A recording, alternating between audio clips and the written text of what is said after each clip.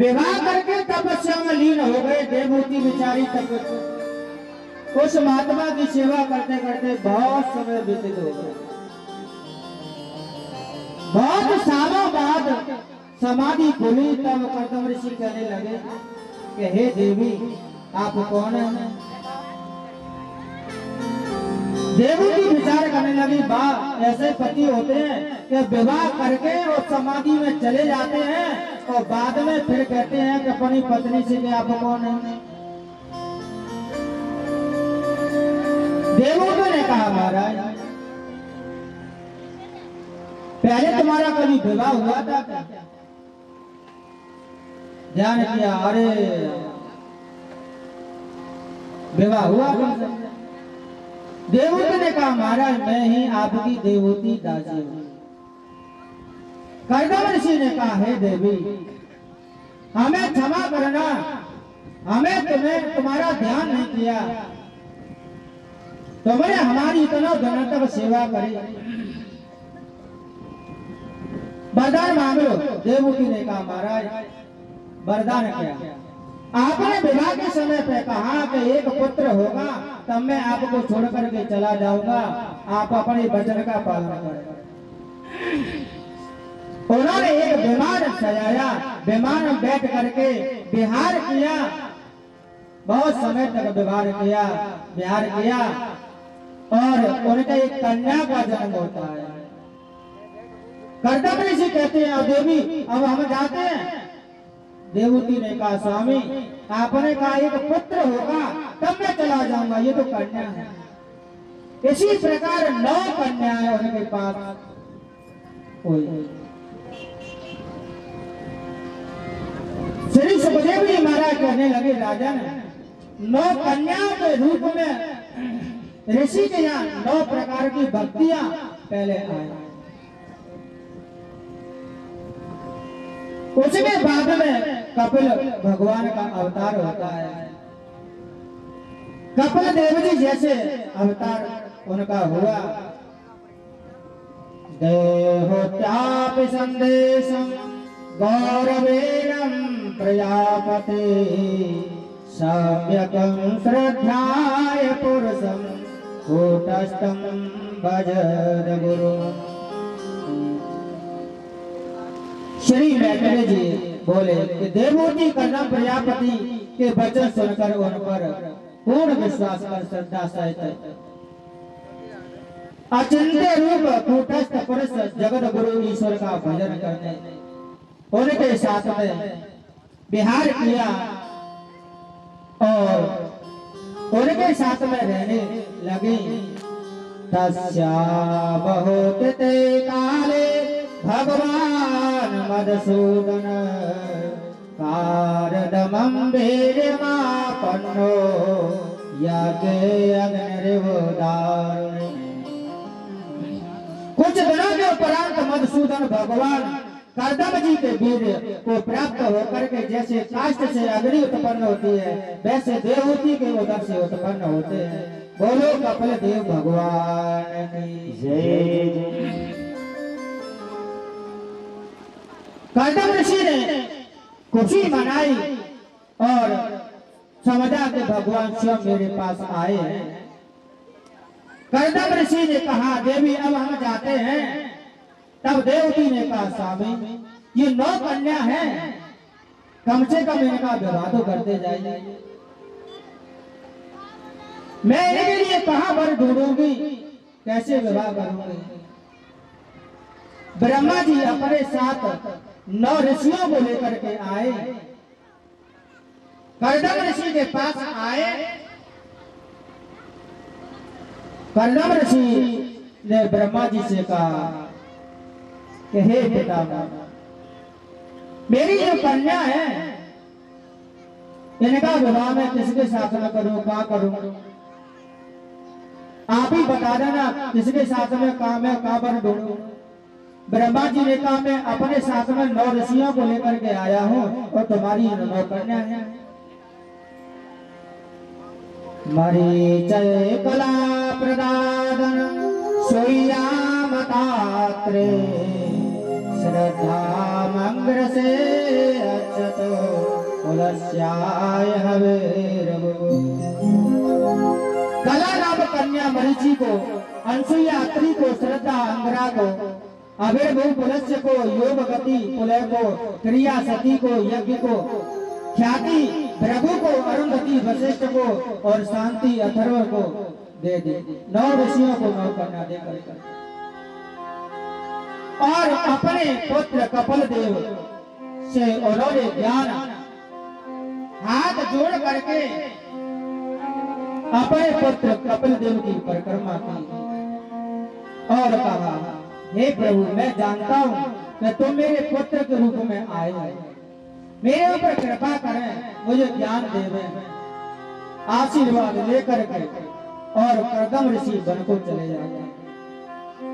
जब कर्दम ऋषि वन को चले जाते हैं तो देवहूति कपिल देव जी के पास रह जाते हैं। देवहूति जानती है ये ईश्वर है। देवहूति ने कपिल देव की परिक्रमा करी, हाथ जोड़ कर प्रार्थना करने लगे हे भगवान मैं जानती हूं तुम मेरे पुत्र के रूप में भगवान है, अब बताओ मैं क्या करूं, मेरा मन बेचैन है।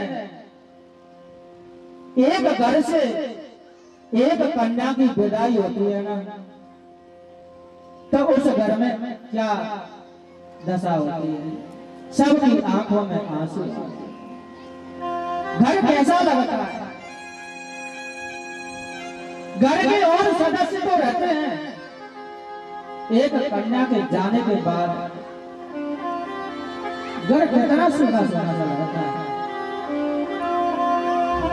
आप बताएं एक साथ में 9 कन्या घर से चली जाए और पति देव भी घर से चले जाए, उस घर में रहने वाले के मन की व्यथा क्या हो सकती है। मेरा मन बेचैन हो रहा है, आप मेरे पुत्र के रूप में हैं परंतु आप किसी से बोलते चालते नहीं, मैं अपने मन को कैसे समझाऊं। कपिल देव ने कहा मां भगवान का भजन करो, भगवान का गुणगान करो, मेरा मन नहीं लगता, कैसे करो, संतों की संगत करो, भजन करो। मां को ज्ञान दिया कपिल देव ने, योग अष्टांग योग शास्त्र शास्त्र का निर्माण किया, मां को ज्ञान दिया सभी तरह से और मां भगवान के भजन में ज्ञान वैराग्य सब कुछ दिया, मां को बताया, संतुष्ट करके देवहूति कहने लगी मेरे राम सहारा बन जाओ,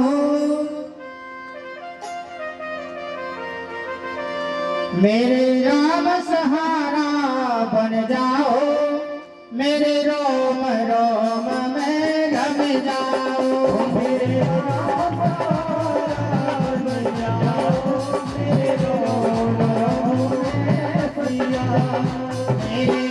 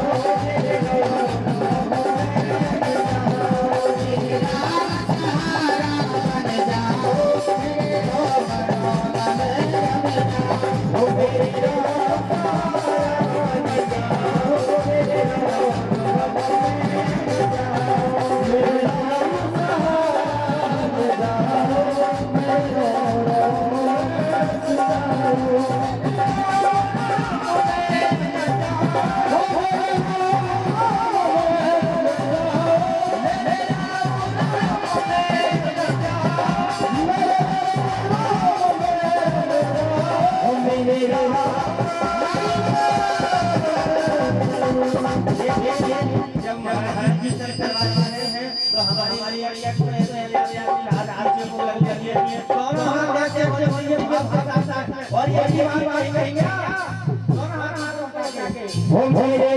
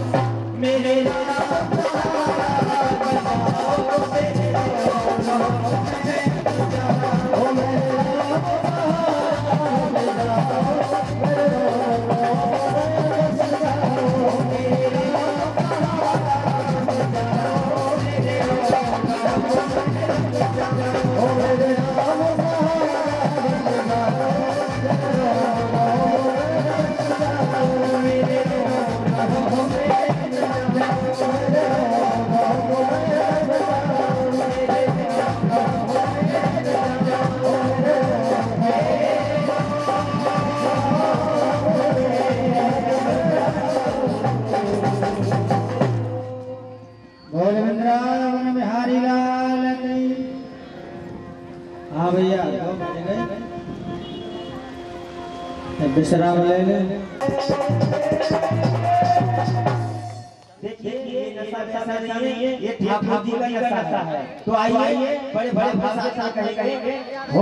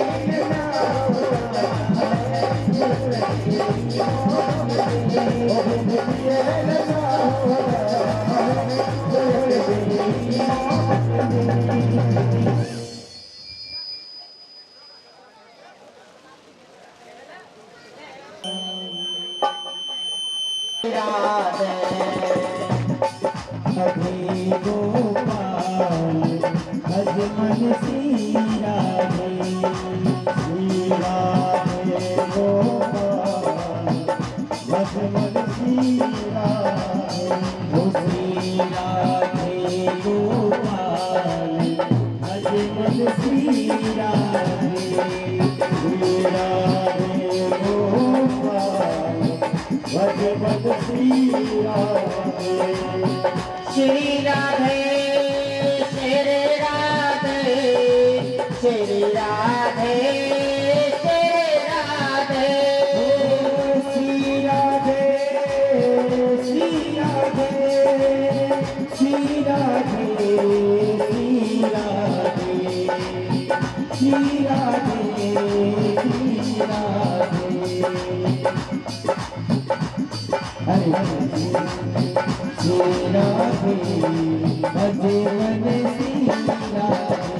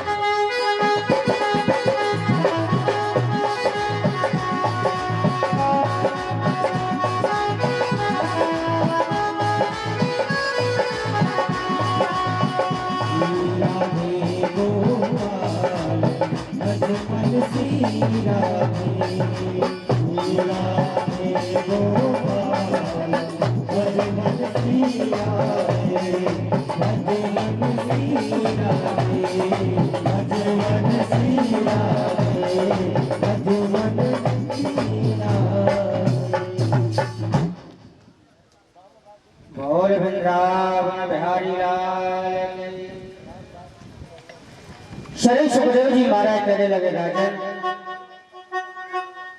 कपिल देव भगवान ने माता को ज्ञान दिया, माता का मोक्ष हुआ, स्वयं अंतर्ध्यान हुए। श्री सुखदेव जी महाराज ने आकृति के वंश का वर्णन किया। वहां यज्ञ भगवान हुए, आकृति के यहाँ प्रसूति दक्ष को विवाह दी गई, वहां सती का अवतार हुआ, भगवान भोलेनाथ का विवाह हुआ उनके साथ में। श्री सुखदेव जी महाराज ने नर नारायण के अवतार का वर्णन किया और कहते हैं, हे राजन, मनु के कन्याओं के वंश का वर्णन पूरा किया, अब पुत्रों के वंश का वर्णन करते हैं। मैत्रेयवाचयः शनकाभ्यां नारदस्य ऋषभो सौरणरयते नैते ग्रहान् ब्रह्मसुता हवावसन् नरदरेतमः। मैत्रेय जी बोले कि सनकादिक, नारद, ऋतु, हंस, अरुण और यति, इन सब इन ब्रह्मा जी के पुत्रों ने नैष्ठिक ब्रह्मचारी होने के लिए गृहस्थ आश्रम नहीं किया। पूर्व रेता हुए, हे शत्रु दमन, अधर्म भी ब्रह्मा जी का पुत्र है, अधर्मी ब्रह्मा जी का पुत्र है, इसलिए उसके वंश का भी वर्णन करते हैं। अधर्म की मृषा नामनी पत्नी, दम्भ नाम का पुत्र और माया नाम की कन्या उत्पन्न होती है। सो मृत्यु के पुत्र नहीं था, इसलिए उन दोनों को अपने घर उसने रख दिया।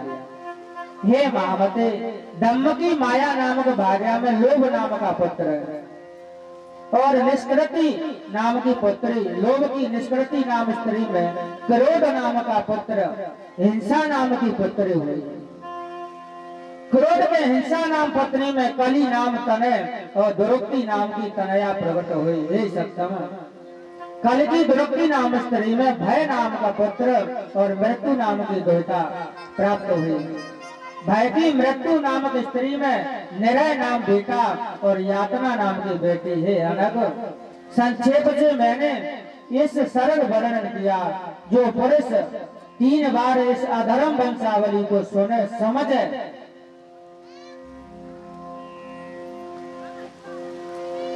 तो उसका मन कभी भी अधर्म की ओर नहीं जाएगा और उसके सभी पापों का नाश हो जाता है। हे परीक्षित, पुण्य कीर्ति वाले श्री भगवान के अंश से जिनका जन्म हुआ, उन स्वयं मनु का वंश वर्णन करता हूं। शत्रुपा के पति मनु के भगवान वासुदेव की कला से प्रियव्रत और उत्तानपाद 2 पुत्र हुए और जगत की रक्षा में स्थिर रहने लगे। जायतानपादस्य सुरेति सुरचस्तयो सुरचि प्रेयसी पत्नेन्द्रा यत्सतो धर्मः। राजा उत्तानपाद की 2 रानियां थी, सुनीति और सुरुचि। सो उनमें से सुरुचि पर उस राजा का अधिक प्रेम था और सुनीति पर, जो द्रौपदी की माता थी, वो राजा को प्यारी नहीं थी। श्री सुखदेव जी महाराज कहने लगे, राजन, उत्तानपाद के 2 रानियां हैं, सुरुचि और सुनीति, और सुरुचि से बहुत प्रेम करते हैं, सुनीति से प्रेम नहीं करते हैं। आज संसार में यही दशा हो रही है। उत्तानपाद का अर्थ जीव ही है। एक तो ये है कि गरम में जो ऊपर को पैर करके नीचे को मुख करके रहता है, इसलिए इसको उत्तानपाद कहते हैं। एक ये है कि समाज में जिसका पद ऊंचा हो, उसे उत्तानपाद कहते हैं।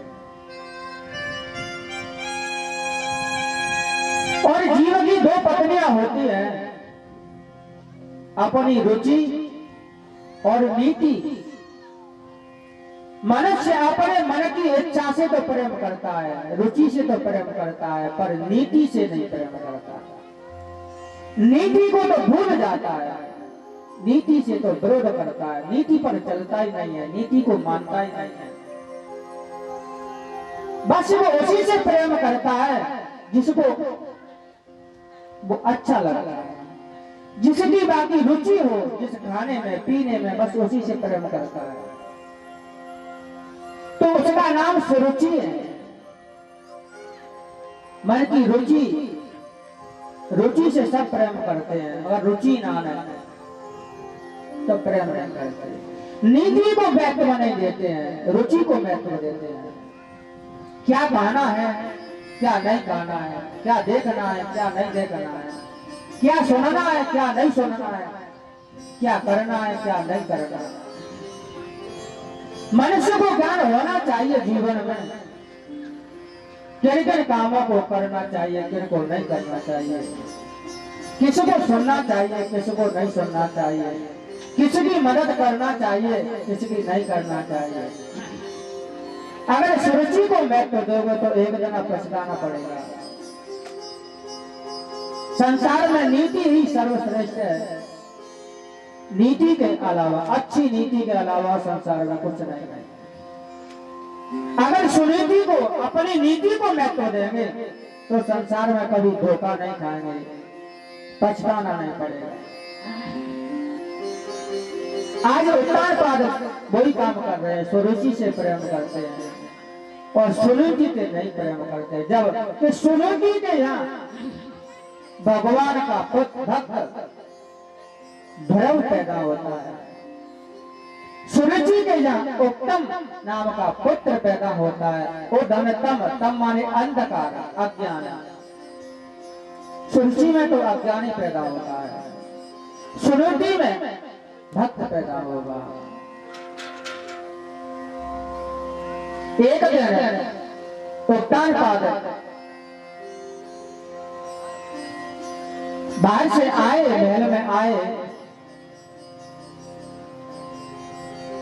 ध्रुव को पता लगा कि पिताजी आ गए।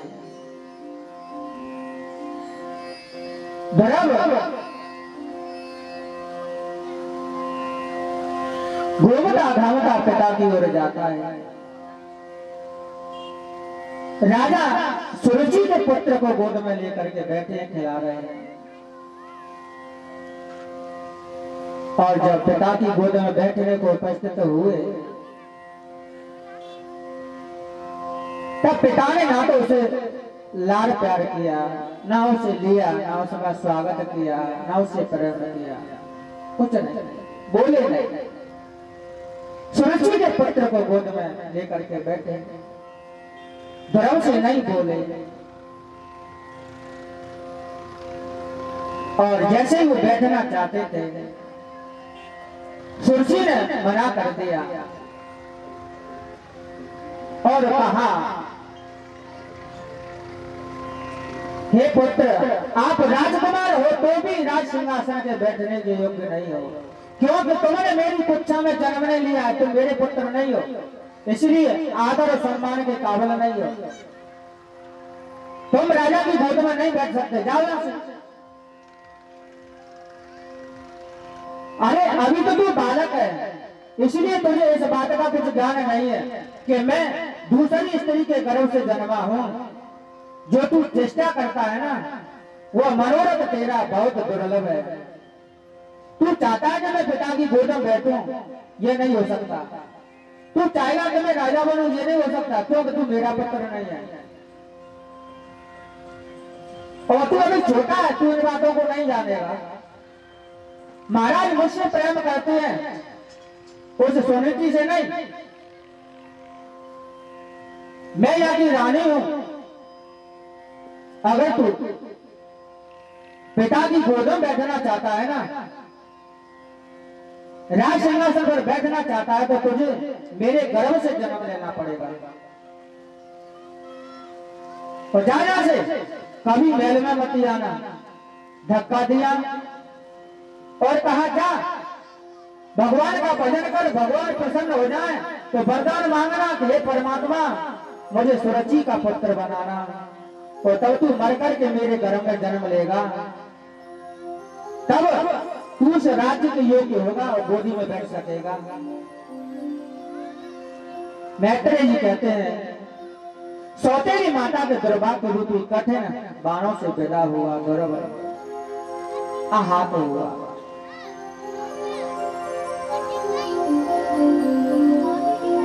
किसी के दिल को ठेस नहीं देना चाहिए, किसी के दिल को दुखाना नहीं चाहिए,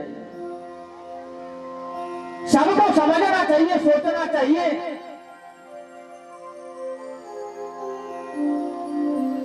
कहा गया है समझ मन मीठा बोले बाणी का बाण बुरा है, समझ मन मीठा बोल बाणी का बाण बुरा है, समझ मन मीठा बोल बाणी का बाण बुरा है,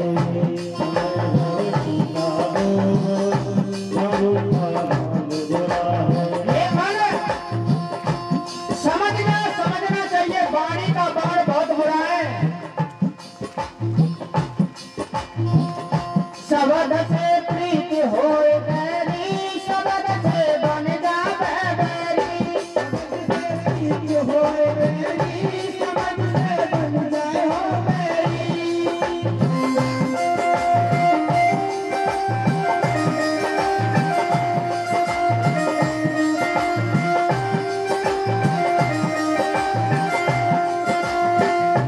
कहा गया शब्द से बहुत बड़ी प्रीति प्रेम होता है और शब्द से ही बैरी बन जाते हैं।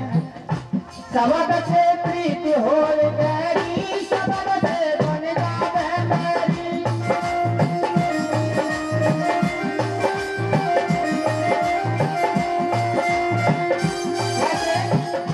कलेजा काल छोड़, कलेजा काल छोड़ पानी का बाण बुरा है, कलेजा काल छोड़ पानी का बाण बुरा है। समझ मन मीठा बोल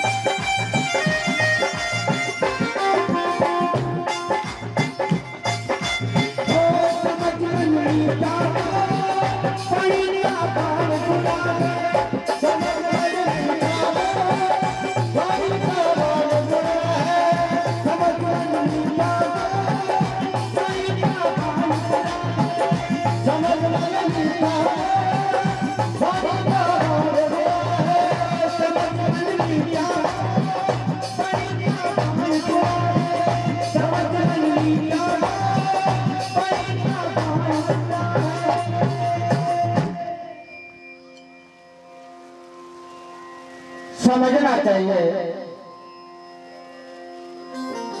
बाणी के बाण से किसी के दिल को भेद न जाना चाहिए। सुरुचि ने ऐसे वाक्यों का प्रयोग किया, छोटे से बालक धरों का हृदय दृढ़ कर दिया, चल नहीं कर दिया। पिताजी ने अपने बच्चे को गोद में नहीं लिया, ना तो लाड़ प्यार किया। छोटा सा बालक पिता को देख करके, माता की दशा को देख करके, व्यवहार को देख करके छोटे से बच्चे का दिल टूट गया। क्या बात है?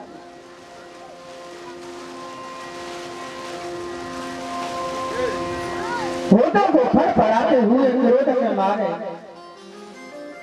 अपनी माता के पास आया, रोता हुआ रोता। सुनीति कहने लगी, पुत्र क्या हुआ? मैंने तुझसे पहले ही मना किया था कि तू वहां मत जा। क्या बात है मेरे लाल? पुत्र रोता हुआ कहने लगा, मैया हो मैयारी, हो मैयारी, पिता ने गोद नहीं लियो। हो मैयारी,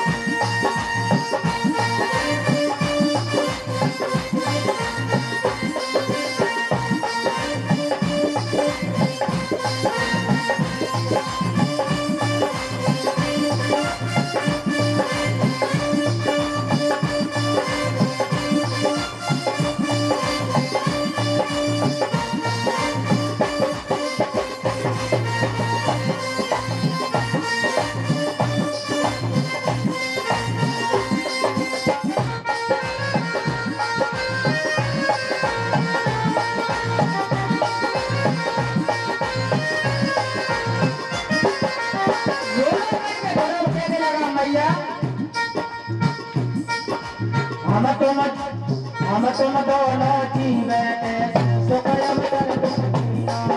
हम तुम दोनों जीवे सुख अवसर जीना। हमने उनको कहा बिगाड़ो तो हमको दुख दियो। हमने उनको कहा बिगाड़ो तो हमको दियो। मैया नहीं तो कोई बात नहीं है, पर तेरा आदर किया है। तेरा दुख देखो नहीं जाता हो कई बदला किया। तेरी जननी गोदा बेटा किया।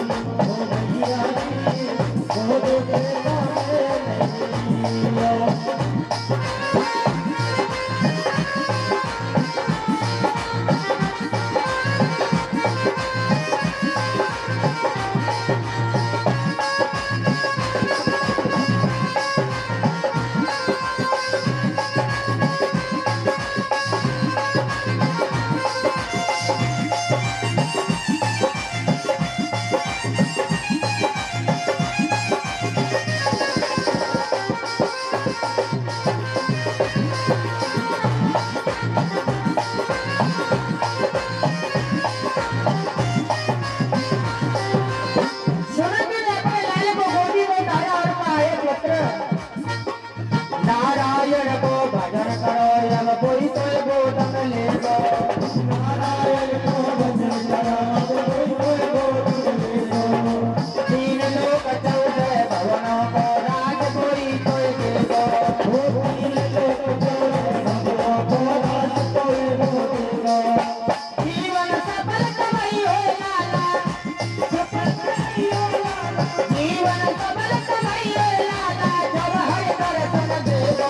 कोई कल्याणी कोई जननी गोदा बेटा दियो।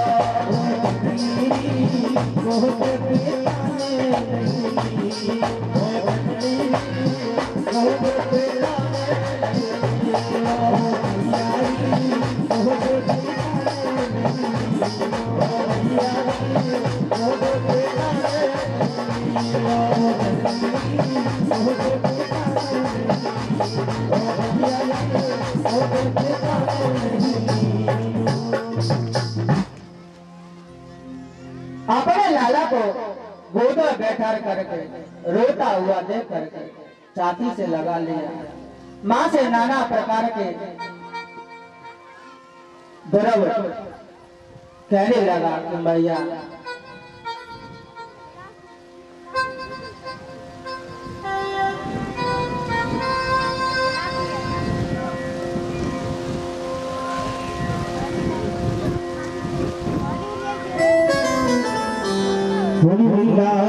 हरिलाल की जय जय।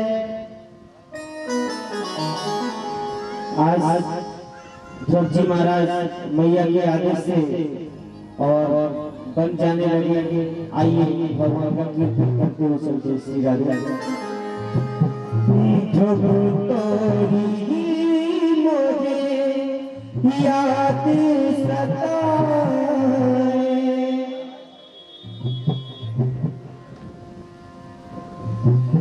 जब तोरी मुझे याद सताए, तुझे बिना मोहे चैन न आए, तुझे बिना मोहे चैन न आए।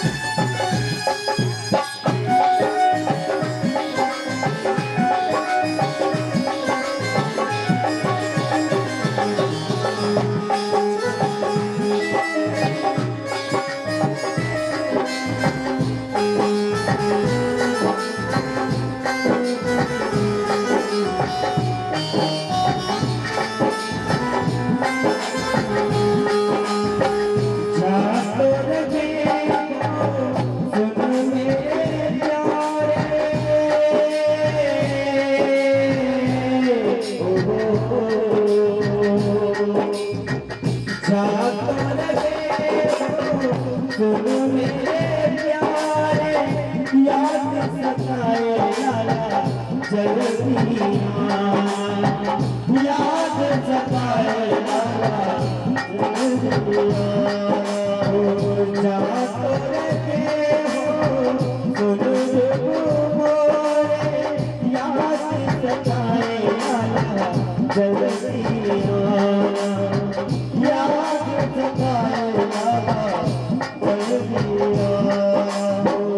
या तुमको मोरी याद ना आए या तुमको मोरी याद ना आए तोरे बिना मोहे चैन ना आए तोरे बिना मोहे चैन ना आए जब तोरी मोहे याद सताए जब तोरी मोहे याद सताए मेरे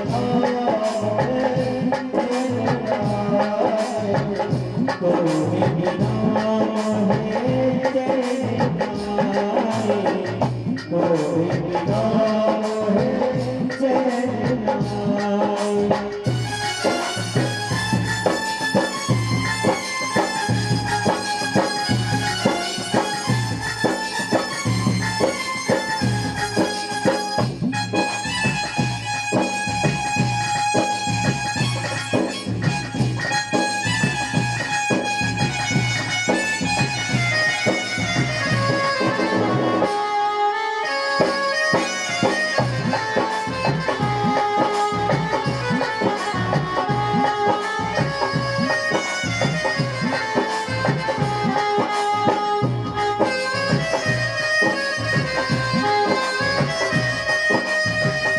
पानी मर गए सुन मोरे